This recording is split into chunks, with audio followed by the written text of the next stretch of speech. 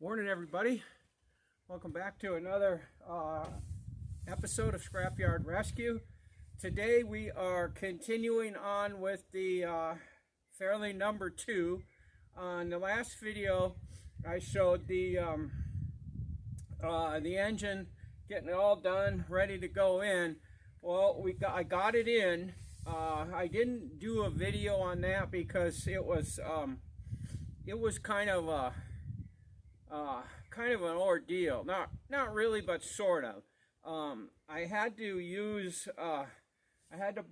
get my buddy across the road to come over with his tractor, and we took the engine off the stand and set it in the car here with this tractor. So we had to have the tractor running, you know, for all the time we were there. You wouldn't have been able to hear nothing. It was a lot of, you know, this kind of stuff and everything, which, you know, we finally got it in. I'll show you in a minute here. So we got some more work coming up on this. One thing I want to mention right now before we get too involved is please subscribe to the channel, thumbs up, and share these videos, and try to watch as much of the video as you can. You know, if you get like bored after a couple minutes, you know, maybe go like grab a cold snack or make a sandwich or something, or hell, even go take a dump if you have to. But try to let the videos play out. It's really part of the YouTube algorithm. If they just get cut off, then they know that people just clicked on it by mistake, and I don't get any credit for it, and it's a mess. So anyways, please do that. The other couple of things, we got a problem with this. The engine that I got and rebuilt is a 1964 289. Okay, the engine that came out of this car that is at the machine shop being rebuilt is the original 65 motor that came out of here, made it up to a 65 C4 transmission. Well, this engine, the 64, doesn't match a 65 transmission. Apparently this is a transition year. In 65, they went to the 6-bolt bell housings on the automatics, and I think that had something to do with they needed to beef up the engine blocks because of the 302s. They were going to start making bigger engines, and I think they decided they needed to, you know, cast the block of the engine bigger. That's one of my theories, and I have no idea if it's right.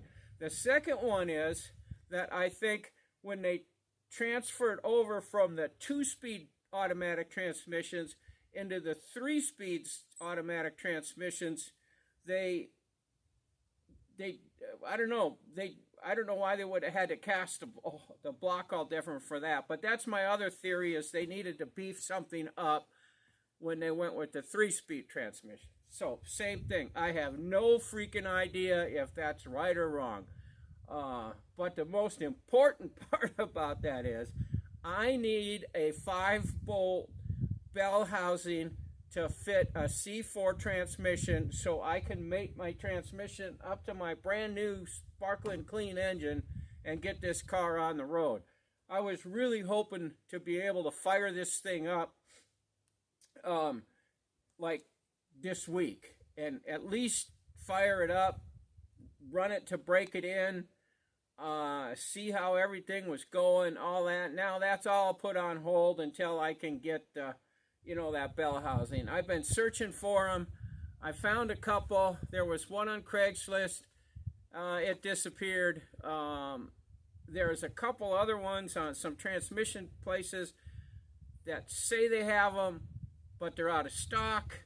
I don't want to buy a new one. My God, they're $500 for that thing.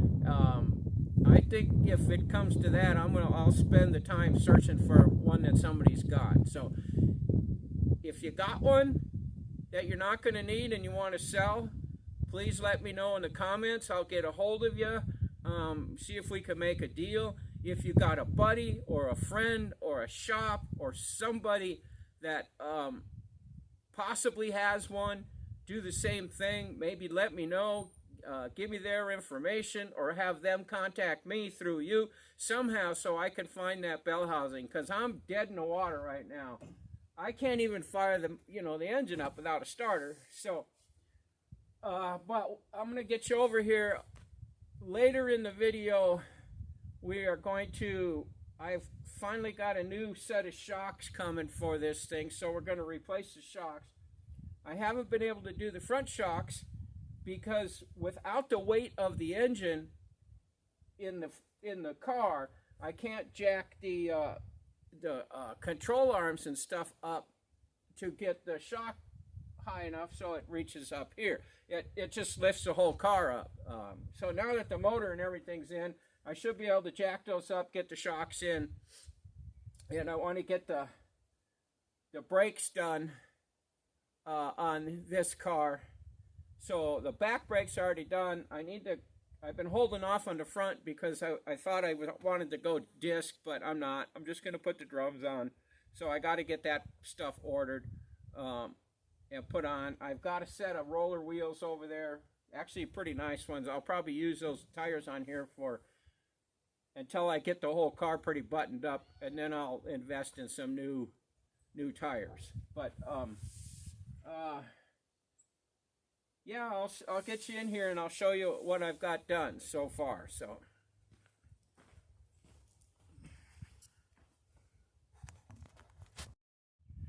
all right, guys, another thing we were going to do, and I kind of forgot about it because I was over on the other side of the building and not paying attention, is I got to get the starter out of the Pinto today.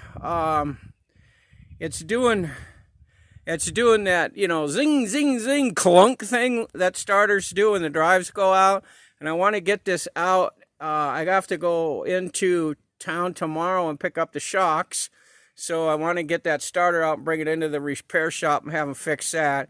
The last thing I need is to have to grind the flywheel all up and have to pull this all apart and fix that. So we won't be doing that. And then after I get that done, I got to get this up and I got to pull all the wheels off of it.